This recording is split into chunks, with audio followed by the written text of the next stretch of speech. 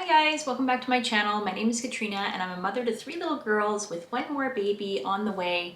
Today I'm going to share with you some things that I wish I knew when I started breastfeeding my firstborn. It's hard to believe how many years I've been breastfeeding, but it's definitely been a big part of my life. When I think about what my superpowers are these days, usually it involves breastfeeding. I started nursing my first about 6 years ago actually. She's going to be 7 in April. And it was just one of those things where I was determined to learn, and it was something that I really believed wholeheartedly that I wanted to do. Now, was it easy for me? Absolutely not. I wish I was one of those ones that it just came to me naturally, but it didn't. And there was a lot of things that I had to learn along the way. And if I had to talk to my former self, these are the things that maybe I'd be telling me back when I first started nursing. So I'm going to start with something a little bit kind of dramatic, but what I want to say is that breastfeeding is a process that involves pain. And I don't mean to say this in a way to instill fear, but if you think about the idea of when you get pregnant and then when you have a baby and then postpartum with the healing of that, breastfeeding I would slot into that same sort of realm of pain tolerance. For me, I wasn't one of those lucky ones that when my milk came in and when I was going to go latch my newborn, that everything just felt fine and easy. There was a lot of pain associated with it. It hurt when my baby first latched. And then unfortunately for me, because I had a shallow latch and I was still learning how to get my newborn on, that actually triggered some pain for me. I think breastfeeding is often romanticized as this sort of easy transition that just happens naturally and organically, but it actually takes a lot of sacrifice and it takes a lot of mental and emotional endurance as well, on top of the physical stuff, in order to accept that when a baby's learning how to nurse, you're learning along with them, and some of that can be actually quite painful. The thing that's happening is that even when you're pregnant and your breast's starting to prepare for nursing and starting to produce milk, the milk ducts start to expand inside, and so when your baby first latches on, that it's sensitive in that area because the milk ducts are open and they're trying to supply milk to this newborn baby, usually colostrum in the beginning. So that was one thing that I was sort of surprised about, is that when I first started to try and nurse, it actually was painful.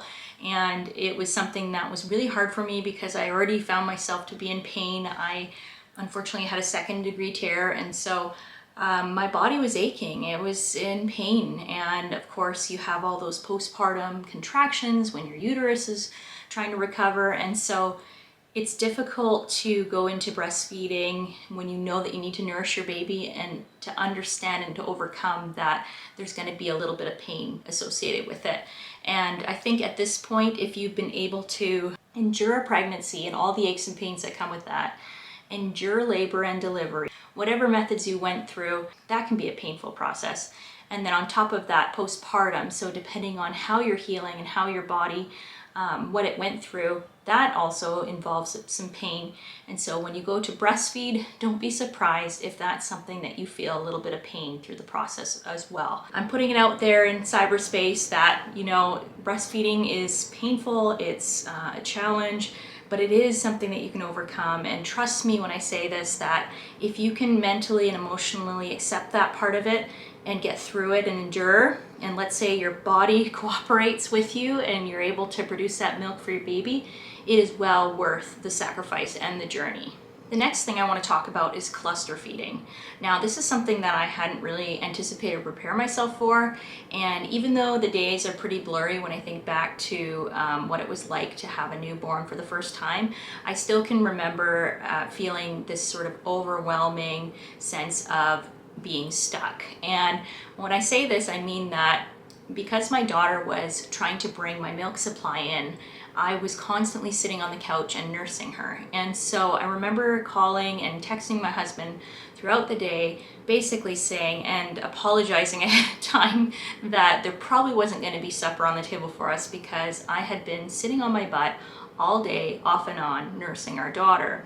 And of course, you know, you definitely go to things like Dr. Google and you're researching like what's going on, you know, is my baby hungry? You know, is she getting enough nourishment? Why is she behaving this way? Why is she so fussy at the breast?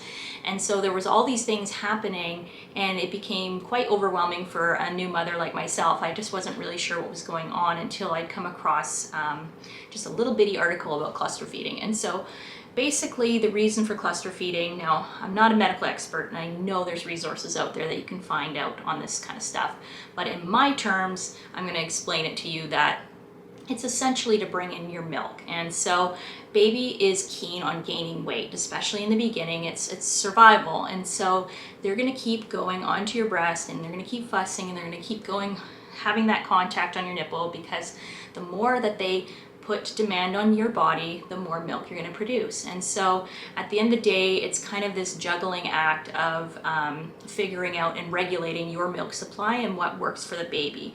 Now, of course, newborns only drink a very small amount in the beginning, but pretty quickly they start to really feed for a lot longer. I found within a couple weeks, Hadley's eating regime and her sort of behavior changed. It went from like a quick feed to all of a sudden I'm sitting there nursing for 45 minutes. And so, yeah, these things, they have to happen. Don't be overwhelmed by it. If you have to sit and breastfeed all day, that's something that is very natural and normal. And I just want you to be aware of that and to not feel any sort of guilt. I know that a lot of us put that pressure on ourselves that we need to be doing everything, or maybe we need to be cleaning up or doing things in between while the baby naps. But honestly, it forces you to sit down and basically heal your own body. If you have to sit on the couch for hours, find a good Netflix show, right? It's just trying to overcome some of these sort of obstacles that we face as new mothers. And a lot of it is you figure it out as you go. So the next thing I'm going to bring up is probably an unpopular opinion, but it's something that I've lived out with my girls, and it's probably something that I'll continue on with this new baby of ours. And what it is essentially, I never used a soother with my girls. And I know that they are beautiful, and companies come out with them in all types of shapes and colors, and usually most pictures that you see online are babies with this cute little soother in their mouth, and they look so happy and satisfied. But at the end of the day, I often wonder why we gravitate towards them besides using them as sort of like a plug. Especially when your baby is young, when they want to go to the breast, it's for a reason. It's not to be annoying. It's not because they're being an inconvenience. It's usually because they're trying to either A, feed, or B, self-soothe, or C, maybe trying to work on your milk supply. And so every time you take a soother and you put it in the baby's mouth, you're losing that sort of connection. And I really felt like at the beginning, because I was so concerned about whether Hadley was getting enough to eat, that was sort of the last thing on my mind. I understand that sometimes when you nurse a baby and then they wake up and they fuss, and then it's sort of an inconvenience, like, oh great, now I have to put her back on my breast again. It can be frustrating, but yes. Hans has 12 brothers. That's amazing. Yeah. Can you shut the door, honey? Sure. Thank you. Realize that it can be an inconvenience, and it's hard on mothers, and sometimes they just want a break, and I get it, but at the end of the day, I still think that the baby is doing this for a reason, and that to maintain that connection, it's really important to just offer the boob. And for myself, I've definitely had years and years of experience being a human soother. I don't know how else to put it, but it is something that I think benefits us greater than what we realize. And there is so much medical research out there that talks about the positivity between mother and baby and the relationship that you have when you nurse. It's amazing. Every time a baby latches on and breastfeeds, they are getting these feel-good hormones, and so are you. And so if you're getting those amazing feelings, especially after postpartum when the flush of hormones is going through your system, what better sort of medicine than it would be to hold your newborn against your body and to have those endorphins pumping through both of you. So my whole thing is maybe hold off on the soother if you can. I do encourage you to try and maybe think alternatively like myself, and you'll be part of a smaller group of people that don't use them, and you might find that it's actually easier in the long run. Plus, you don't have to wean them off of the Soother later, which I think is kind of a blessing, don't you? So the next thing I want to talk about is the difference between nursing a newborn and nursing a toddler. Unfortunately for me, I've kind of been in that journey where I am doing both. Now, I don't tandem nurse, but essentially I've started with having a child, nurse them to toddlerhood till she was about 2, and then I would become pregnant, and then I would have to wean that girl so I could start nursing my next. And so I do a lot of flip-flopping back and forth between nursing a newborn and nursing a toddler.